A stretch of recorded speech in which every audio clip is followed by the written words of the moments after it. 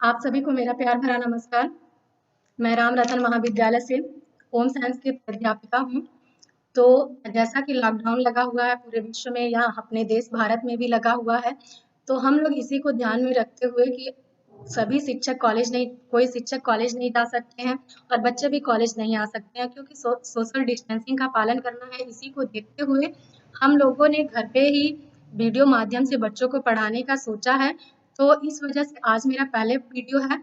तो मैं पहला वीडियो है, इस वजह से मैं कुछ ये कोरोना महामारी जो पूरे विश्व में फैला है उसके बारे में थोड़ा सा बताना चाहती हूँ। तो वैसे तो सभी लोग न्यूज़पेपर और न्यूज़ पे अक्सर सुन ही रहे हैं कि ये कोरोना वायरस जो है कितना खतरनाक है। लेकिन एक शिक्षक होने के नाते मैं भी अपने बच्चों को बताना चाहती हूँ कि ये कोरोना वायरस आखिर है क्या? कैसे इससे बचा जा सकता है? इसके क्या-क्या लक्षण हैं? तो इन सब के बारे में मैं थोड़ा आपको बताऊँगी। तो पहले मैं बता दे रही हूँ आपको कि कोविड-19 जो होता है इसका फुल फॉर्म बता देती हूँ आपको। सीओ का मतलब होता है कोरोना और वीआई का मतलब होता है वायरस और डी का मतलब होता है डिजीज और 19 का मतलब होता है कि यानी कि ये दिसंबर 2019 में पता चला कि एक ऐसा वायरस है जो सबको संक्रमित कर रहा है और ये काफी खतरनाक है। ये जो पहले बता देते हैं कि शुरू कहाँ से हुआ है। कहीं से तो शुरुआत होता है किसी चीज का। तो ये चीन से शुरू हुआ और वुहान शहर से शुरू हुआ। वुहान शहर में एक सी फूड मार्केट है जिसमें जीवित जानवरों का प्रोडक्शन होता है खाने के लिए। वहाँ पे लोग जीवित जंतुओं को खाते हैं और इससे क्या होता है, ये इसमें जो जंतुओं में वायरस होते हैं वो मनुष्यों में भी अटैक करने लगे।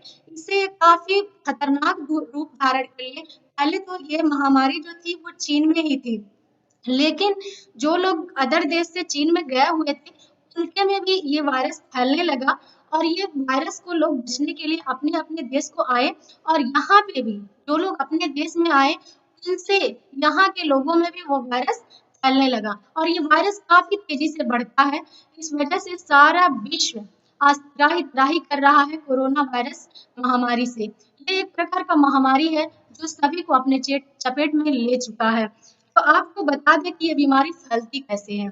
पहले ये बीमारी फैलती कैसे है, लोगों के संपर्क में आने से। अगर हम लोग बात करें, जैसे कि हम लोग का क्या होता है कि हम लोग सीधा सा जनरली हम लोग को अगर फ्लू हो जाता है तो भी हम लोग सांस के माध्यम से एक दूसरे में अटैच होते रहते हैं। लोग बात करते हैं तब भी हम लोग सांस के माध्यम से ही बात करते हैं। हमारा सांस जो है एक दूसरे के संपर्क में आता रहता है। तो इस वजह से ये फैलता कैसे है कि हम लोग फैलता कैसे है, ये जैसे कि पहले अगर कोई भी वायरस है हमारे मुंह के द्वारा हमारे गले में जाता है और गले से हमारे लंग्स में जाता है या और फेफड़े को संक्रमित करता है। जैसा कि आपको बता दें, आप लोगों ने टीवी पे कोरोना वायरस का स्ट्रक्चर देखा होगा। ये गोल आकृति का है और किनारे किनारे इसके फुज्जे निकले हुए हैं। उसी तरह हमारे लंग्स के अगल बगल में इसी तरह का स्ट्रक्चर होता है जिसमें छोटे छोटे रेशे होते हैं और ये वायरस जब हमारे लंग्स में चला जाता है फेफड़े में हमारे इन्फेक्शन पैदा करने लगता है और ये उसको बहुत तेजी से बढ़ने का माध्यम मिल जाता है और हम अगर जो भी कोरोना वायरस से संक्रमित लोग हैं उनको सांस लेने में दिक्कत होने लगती है। अगर कुछ लोगों का कहना है कि ये फूड से फैलता है, फूड से खाने से फैलता है, खाने में वायरस आ जाते हैं। ऐसा कुछ भी नहीं है। अगर वायरस आ भी जाते हैं, अगर आपके मुंह के रास्ते वो पेट में चले भी जाते हैं खाने के साथ, तो खाने में ऐसा एंजाइम होता है, ऐसा प्रोडक्शन होता है कि वो वायरस को मार देता है। तो खाने से कोई प्रॉब्लम नहीं है। और एक बात और आप लोग को बता दें कि लोगों का कहना है कि ये मांस मीट से फैल रहा, तो ऐसा कुछ भी नहीं है। ये मांस मीट से नहीं फैल रहा। ये हम कह रहे हैं कि ये ह्यूमन ह्यूमन से ह्यूमन में फैल रहा है, मानव से मानव में फैल रहा है। ये कोई जानवरों का ये वायरस नहीं है। और ये एक बात और कहेंगे कि आप कुछ भी खाइए, मांस खाइए, मीट खाइए, सब्जी खाइए, जो भी खाइए आप अच्छे से उसको पका के खाइए। आध पक्का मत खाइए या कच्चा मत खाइए। ठीक, अगर कच्चा आप सलाद लेते हैं या कुछ भी लेते हैं तो उसको आप पूरे अच्छे से धो के खाइए ताकि उसमें वायरस के संक्रमण का कोई संकेत ना हो। ठीक, तो आप इसके लक्षण हम बता देते हैं आपको। कोरोना वायरस के लक्षण क्या होते हैं। लक्षण जैसे नॉर्मल फ्लू होते हैं, आपको सर्दी खांसी जुकाम ये सारे इसके लक्षण हैं। और बुखार भी हो सकता है, और बुखार के साथ साथ नीचे भी आने की आशंका हो सकती है। इसका ये मतलब नहीं कि ये सारे नॉर्मल फ्लू के लक्षण हैं, तो इसका ये मतलब नहीं कि आपको कोरोना हो ही गया है। ये लक्षण है, ऐसे हो सकते हैं। ठीक, तो इसके लिए आपको क्या करना पड़ेगा? अगर आपका लग रहा है, आपके अगल बगल या आपको ही लग रहा है कि हमें ये सारे लक्षण दिखाई दे रहे हैं, तो हमको कैसे पता चलेगा कि हमें फ्लू है, हमें कोरोना है या नहीं? तो इसके लिए हम लोग हेल्पलाइन पे कॉल करेंगे, और वहां से डॉक्टर आएंगे, हमारे सांस की जो है वो जांच करेंगे। और जांच करने के बाद अगर हम लोग को कोरोना का लक्षण नॉर्मल है या नहीं है, या है, तो उसके लिए वो अगर है हमारे अंदर कोरोना का थोड़ा भी लक्षण है, तो हमको लेट जाएंगे और क्वारंटाइन करेंगे 2 हफ्ते के लिए। 2 हफ्ते के लिए या 15 दिन के लिए या 20 दिन के लिए, तब तक करेंगे जब तक कि हम पहले जैसे नॉर्मल नहीं हो जाते, पहले जैसे हम लोग नहीं हो जाते। क्वारंटाइन करने का ये मकसद नहीं है कि आप लोग को सबसे जुदा कर दिया जा रहा है या अलग कर दिया जा रहा है। ठीक? इसका ये मकसद है कि आप लोग दूसरे के संपर्क में आएंगे, उनको भी वायरस लग सकता है। या तो आप खुद सोचिए, अगर आप लोग खुद सोचिए कि पहले वायरस अगर आपको हो जाता है तो लगेगा किसको? ठीक, आप अपने घर वालों से प्रेम करते हैं, सबसे आप अपने घर में रहते हैं, सबसे पहले उसका संक्रमण तो आपके घर वालों को होगा। इसलिए आप लोग अगर ऐसा कुछ लक्षण दिखता है, तो आप लोग अपना इलाज तुरंत कराइए। ऐसा नहीं है कि कुछ लोग हैं जो भ्रांतियों में पड़े हुए हैं कि हमें डॉक्टर पकड़ ले जाएंगे या हमें कुछ दिन के लिए बंद करके रखा जाएगा, जैसे जेल में रख दिया जाएगा। ऐसा कुछ भी नहीं है, आप लोग को डरने की जरूरत नहीं है, घबराने की जरूरत नहीं है। अगर आपको ऐसा है भी, तो आप लोग इससे सही हो सकते हैं। लोगों का ये भी है कि लोगों में भ्रांतियां हो गई हैं कि अगर कोरोना हो जाएगा तो मर जाएंगे। ऐसा कुछ भी नहीं है, कोई कोरोना से मर नहीं रहा है। आपको बता दें कि कोरोना इतना, जो भी वायरस जितनी तेजी से फैलता है, उसकी मृत्यु दर उतनी ही कम होती है। उसमें मरने के चांसेस वो बहुत लोगों को नहीं मार सकता। इस वजह से अगर कोरोना की बात करें हम लोग, तो 100 लोग बीमार हैं, तो उसमें से 3 या 4 लोग ही मरते हैं। और मरते कैसे हैं, वो भी सिचुएशन आपका डिपेंड करता है। जैसे आप लोग अभी सभी के लिए सलाह दिया जा रहा है कि बड़े बुजुर्ग घर से बाहर ना निकले, ठीक? बच्चे बाहर ना निकले। बड़े इसलिए निकल रहे हैं क्योंकि उनकी आवश्यकता की चीजें लाने के लिए घर में तो किसी को निकलना ही पड़ेगा। बुजुर्ग को इसलिए सख्त से मना किया जा रहा है, 65, 70 या 60 साल के लोग बाहर ना जाएं। क्यों? क्योंकि उम्र बढ़ने के साथ साथ उनके शारीरिक जो बीमारियों से लड़ने की शक्ति होती है, वो कम हो जाती है। कोरोना वायरस इतना खतरनाक है कि उससे वो लड़ नहीं सकते, उनकी जो बॉडी की शक्ति है वो कम हो जाती है। और अगर बाय द वे किसी को इसके अलावा कोई और भी बीमारी है, अगर शुगर, ब्लड प्रेशर, ये ऐसी बीमारियां हैं, तो और भी खतरनाक हो जाता है इस सिचुएशन में लड़ने के लिए। अगर कोरोना वायरस से, इसीलिए बुजुर्गों को घर में ही रहने की सलाह दी जा रही है। आपके अगल बगल कोई बुजुर्ग हैं, तो आप भी ध्यान दीजिए कि वो बाहर ना जाएं, घर में सुरक्षित रहें। और बच्चों को भी, लोगों में भ्रांतियां हैं कि बच्चों को नहीं हो रहा, बच्चों को भी हो सकता है।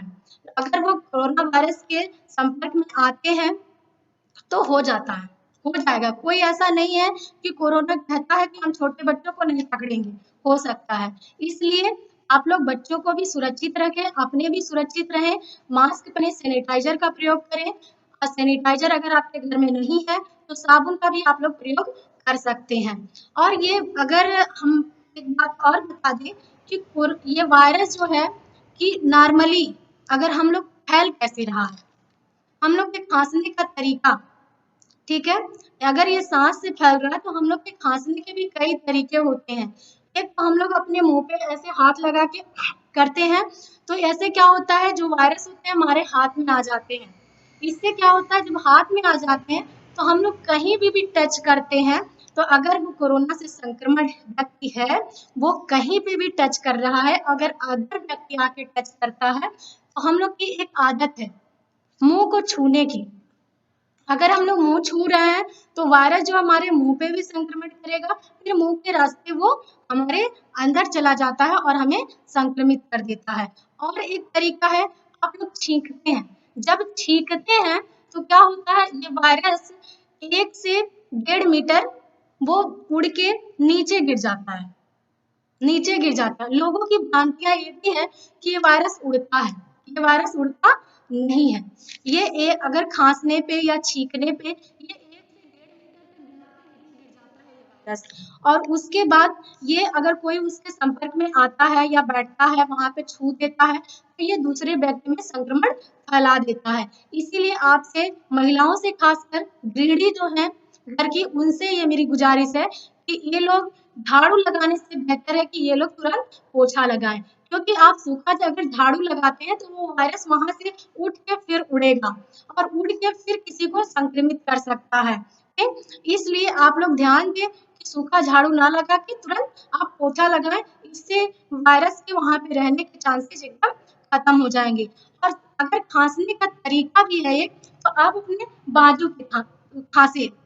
बाजू पे खांसने से क्या होगा, आपके हाथ बाजू पे नहीं जाएंगे, और अगर कोई आपके संपर्क में आता भी है तो वो आपके बाजू से सटता नहीं है बहुत ज्यादा। इस वजह से संक्रमण होने की खतरा कम रहेगा। ठीक, और इसी के साथ हम कहेंगे कि आप लोग क्या क्या सावधानियां बरतें। इसमें क्या क्या सावधानियां बरतनी है, बच्चे हों, बूढ़े हों, बुजुर्ग हों, महिला हों, यंग हों, सभी को मेरा ये संदेश है कि आप लोग मास्क पहने। ये जो नॉर्मल मास्क हम लोग पहन रहे हैं खरीद के, तो ये कोई बहुत ज्यादा सुरक्षित नहीं हम लोग को करता है।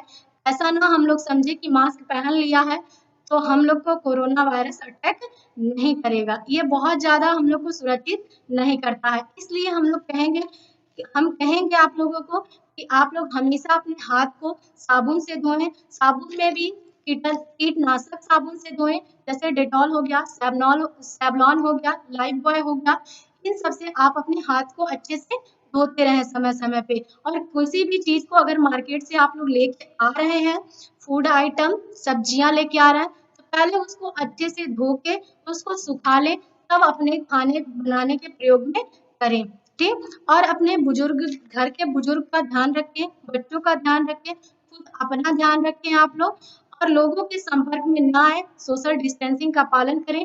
भारत सरकार के इस मुहिम में योगदान दें। भारत सरकार ऐसा नहीं है कि वो अपने लिए ऐसा कर रही है सोशल डिस्टेंसिंग या लॉकडाउन, आप सभी के लिए कर रही है, एक प्रत्येक बंदे के लिए कर रही है कि हमारे भारत का नागरिक, हर नागरिक सुरक्षित रहे।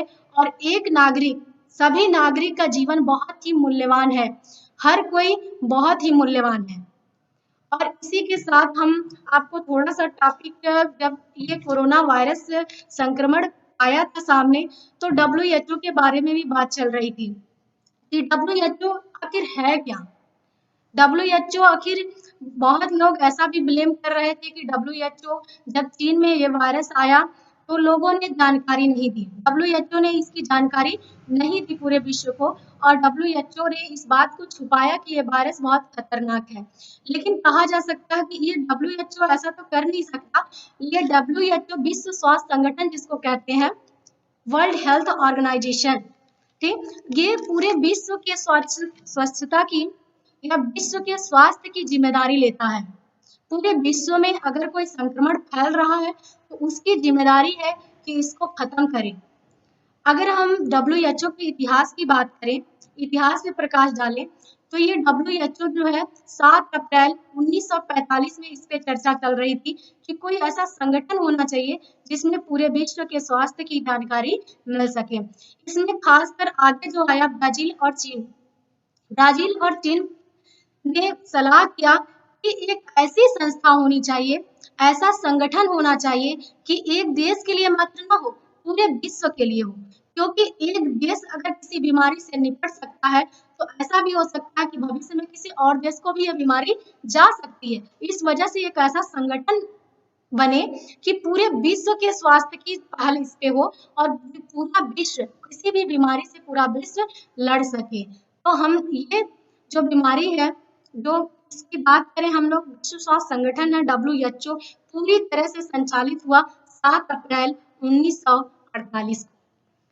7 अप्रैल 1948 से यह शुरू हुआ। कम से कम इसमें 56 सदस्य थे और 56 सदस्य से ये काफी अग्रसर हुआ। आज भी ये बहुत ज्यादा हम लोग के विश्व स्वास्थ्य संगठन बहुत ही मदद करता है भारतवर्ष को या पूरे विश्व को स्वस्थ रखने में। ये जो है किस तरह से कार्य करता है, WHO किस तरह से कार्य करता है, WHO के लिए सदस्यता ग्रहण करनी होती है। जैसे हम लोग मान लीजिए किसी कॉलेज में या संस्था में एडमिशन लेते हैं तो उसके लिए हमें फीस जमा करनी होती है। उसी तरह WHO की सदस्यता ग्रहण करने के लिए देश को उसको कुछ फीस अदा करने पड़ते हैं और वो फीस लेने के बाद WHO पूरी तत्पर रहता है कि आपके देश में कोई भी आपदा आती है स्वास्थ्य संबंधित तो उसमें वो किसी भी हद तक जाकर आपकी मदद करता है। और ये कोरोना वायरस आया है कोविड-19 जिसको कहते हैं, इसमें WHO पूरी भागीदारी दे रहा है इसको खत्म करने में, इससे लड़ने में। ये पूरी चीजें मुहैया कराता है, डॉक्टर से लेकर दवा तक, दवा से लेकर संस्थाएं भी इसकी प्रत्येक देश में अलग-अलग राज्य में है। हमारे भारतवर्ष में दिल्ली में इसकी संस्था है WHO की, वहाँ से पूरे भारत के स्वास्थ्य पे नज़र रखी जाती है और पूरा विश्व में जो WHO का कहना है कि WHO का भी एक बात है, WHO कहता है कि ऐसा नहीं है, हमारा ये पहल नहीं है कि हम किसी भी देश को या किसी भी व्यक्ति को या भारत की जनता को या पूरे विश्व की जनता को किसी रोग से मुक्त कराएं, बल्कि ये है कि पूरी तरह से उसको मानसिक विकास में, शारीरिक विकास में या सामाजिक विकास की क्रियाशीलता में हम उसकी मदद करें ताकि वो भारत देश में या पूरे विश्व में शांति बनी रहे। क्योंकि स्वास्थ्य ऐसी चीज है जिससे पूरे देश में या विश्व में शांति बनी रह सकती है। क्योंकि जब व्यक्ति स्वस्थ नहीं रहेगा, हर समय परेशान रहेगा, हर समय अशांति रहेगी। या तो राज्य की बात करें, या तो किसी घर की बात करें, या तो विश्व की बात करें, सभी के घर में अगर स्वास्थ्य सही नहीं है तो व्यक्ति हमेशा परेशान रहेगा। तो इसी के साथ आज की वीडियो मैं समाप्त करती हूँ। अगले वीडियो में मैं कुछ अच्छा ऐसे ही टॉपिक लेके आऊंगी जो आपके लिए काफी महत्वपूर्ण हो, आपके जानकारी भरा हो आपके लिए। आप इसी के साथ इजाजत चाहूंगी। नमस्कार।